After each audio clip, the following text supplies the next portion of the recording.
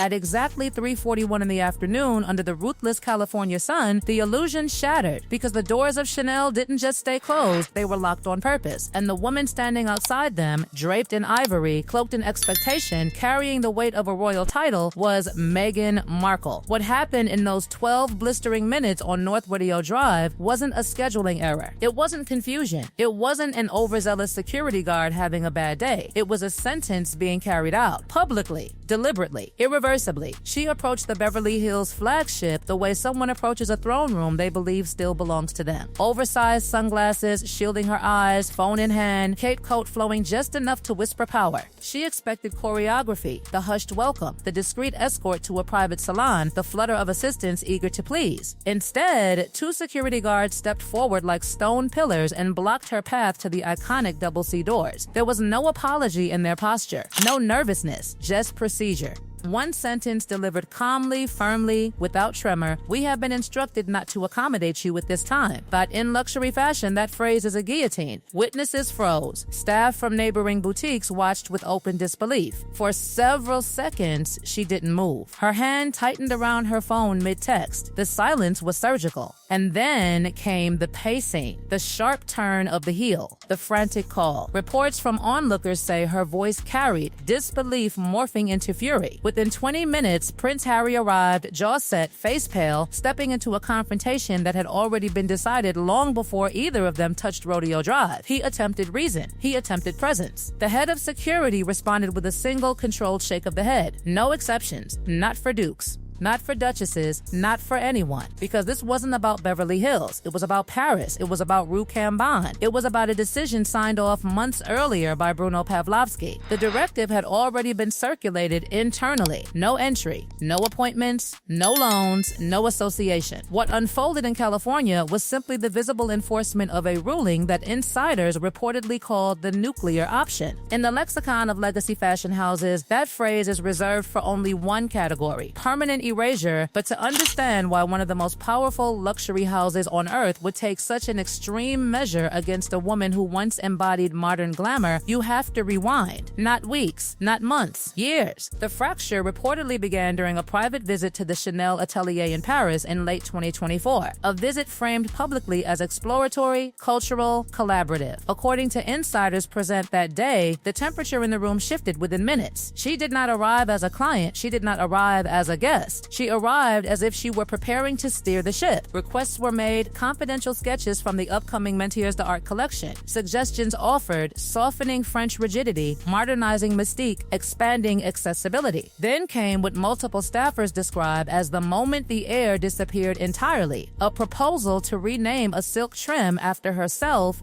In couture, heritage is sacred. You do not rebrand the altar. You do not rename the relics. You do not ask a century-old institution to reshape itself around your narrative. But according to internal whispers, that was precisely the pattern emerging. Emails reportedly circulated between representatives seeking co-creative credit for limited capsule ideas, not collaboration. Co-authorship. For a house that survived wars, revolutions, financial crises, that insistence landed as intrusion. By December 2024, a formal motion labeled Retrate Definitive Final Withdrawal was signed. It meant total disengagement. It meant her name was removed from guest lists before anyone outside the boardroom even realized there was tension. Then came what insiders later referred to as the mood board war. Mid-2023, a proposal presented in New York under the banner of reinvention, blending heritage with empathy, exclusivity with accessibility. On paper, it sounded visionary. In reality, it reportedly triggered alarm bells, suggestions to adapt or share the double C logo with Arcuel motifs. A handbag line named Diana. When legal questions arose regarding authorization, a statement was allegedly delivered with stunning confidence. Legacy carried in marrow, no license required. In Paris, legacy is not metaphor, it is contract. The room reportedly went silent. That days later, a mood board leaked onto a private fashion forum. Archival images of Princess Diana layered beside modern parallels. A slide titled From Grief to Glamour. For Chanel's ethics division, that leak was combustible. An internal memo allegedly described the situation not as alignment, but appropriation. Not partnership, but positioning. By early July 2023, regional directors received instructions: no engagement, no formal rejection, no public statement, just just silence. In high fashion, silence is sharper than scandal that from that moment forward, the temperature shifted across the ecosystem. Invitations slowed. Showroom access narrowed. The 2025 cycle approached with a different energy. While she appeared in Valentino, Carolina Herrera, and Self-Portrait, observers noted the absence that spoke louder than presence. No front row placement in certain Paris salons, no whispered fittings in back corridors, no strategic ambassador announcements. The velvet rope had not yet electrified, but it had tightened. Then came February 2026, the Beverly Hills enforcement, the 12 minutes captured on phones, the footage that circulated quietly before the wider world caught up.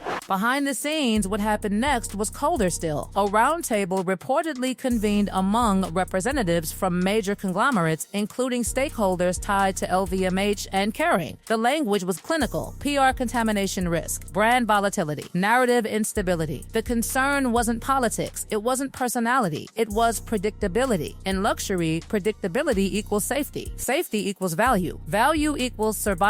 Soon, quiet directives spread. No garment loans, no influencer spreadsheets, no primary guest list inclusion. Even houses historically connected to her milestones, including Givenchy, reportedly shifted focus toward emerging voices. A digital interview campaign involving Olivier Rousteing was allegedly pulled days before recording. The explanation circulating privately was stark. Every conversation became about narrative conflict, not craftsmanship. That Paris Fashion Week invitations from March 2026 circulated. Her name was absent, not at Dior, not at Schiaparelli, not backstage, not at after parties. For someone whose brand currency thrived on visibility and access, the omission was seismic. Attempts at narrative recalibration followed, reconciliation angles pitched to outlets, eco-couture covers, speaking proposals. The media response this time was different, not explosive, not outraged, just quiet.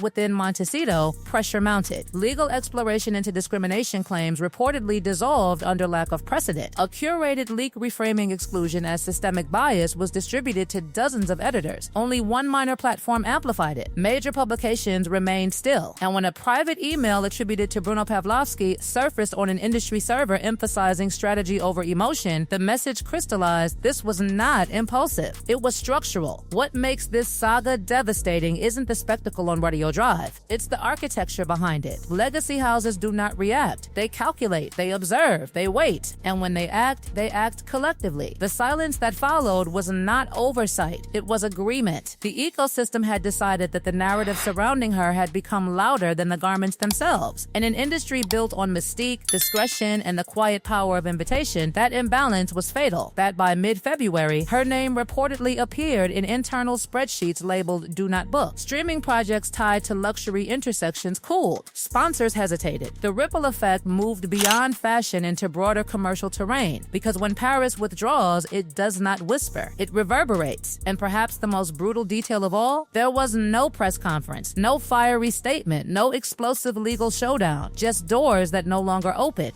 just invitations that stopped arriving, just windows in Paris glowing behind glass marked invitation only. The 12 minutes in Beverly Hills were not chaos. They were choreography, a performance directed months earlier, executed flawlessly, and witnessed by the world. A reminder that in certain rooms, titles mean nothing without trust. And in the rarefied air of haute couture, once trust is gone, access vanishes with it. That 4 days after those 12 minutes on Rodeo Drive, the story stopped being about a boutique and started being about survival. Because when Chanel closes a door, it doesn't just protect a storefront, it sends a signal across continents. And by February 11th, that signal had been received everywhere, from Paris to Milan to New York. The shift was no longer theoretical. It was operational. Inside Montecito, the atmosphere reportedly changed overnight. What had once been strategic confidence became containment mode. Advisors moving in tighter circles, phones lighting up less frequently, invitations thinning out like oxygen at high altitude. The Duchess, who once walked into rooms expecting flashbulbs and fittings, was now navigating something far colder: institutional indifference. And indifference in elite circles is more lethal than criticism. Streaming executives began recalibrating quietly. A high-concept documentary series series reportedly positioned around the intersection of royalty and global fashion, a project insiders described as visually ambitious and commercially promising. Stalled. Not officially canceled, just paused. Indefinitely. One executive allegedly described the problem in a single, blunt line: luxury won't license its aura to instability. The numbers told their own story. Sponsors who once saw alignment now saw unpredictability. Risk departments don't debate sentiment, they calculate exposure. And exposure suddenly felt radioactive that in Silicon Valley's audio landscape, momentum cooled just as quickly. A podcast revival blueprint that had been under review lost 3 potential sponsors within 48 hours of the Beverly Hills footage circulating among industry WhatsApp groups. The reasoning cited in internal notes wasn't hostility, it was fatigue. Brands are allergic to turbulence. They crave clean arcs, upward trajectories, controlled messaging. Instead, what they saw was a narrative spiraling into institutional rejection. Social circles mirrored the contraction. Montecito's gala calendar, once dotted with charity dinners and philanthropic showcases, thinned. Invitations that used to arrive months in advance now failed to materialize. Longtime media allies stayed silent, not condemnatory, not defensive, just distant. And in elite society, distance speaks volumes. The experiment, as one insider allegedly put it, had run its course. But the most delicate tremor reportedly came from within the Sussex dynamic itself. Prince Harry, according to individuals familiar with discreet conversations in London, began exploring the faintest outline of re-entry into institutional life. Not a dramatic return, not a restoration of senior royal status, something quieter: legacy charities.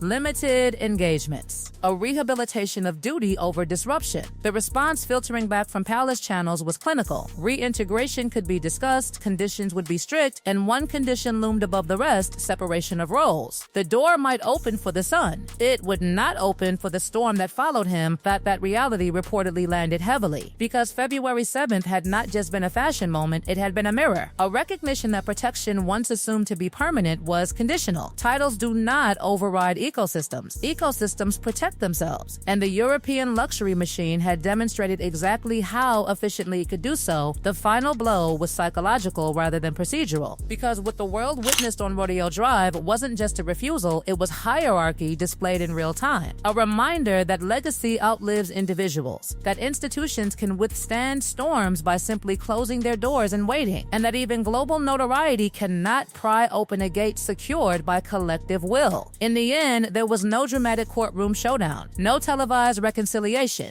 no triumphant comeback announcement, just a recalibrated landscape in which invitations flowed elsewhere. Collections debuted without controversy, front rows filled with quieter faces, and a duchess standing outside an ecosystem that had once seemed within reach. That the chapter did not close with fury. It closed with stillness, with the turning of a key, with an unyielding no delivered without raising a voice. In a world built on the power of invitation, that single word carries more weight than any headline ever could.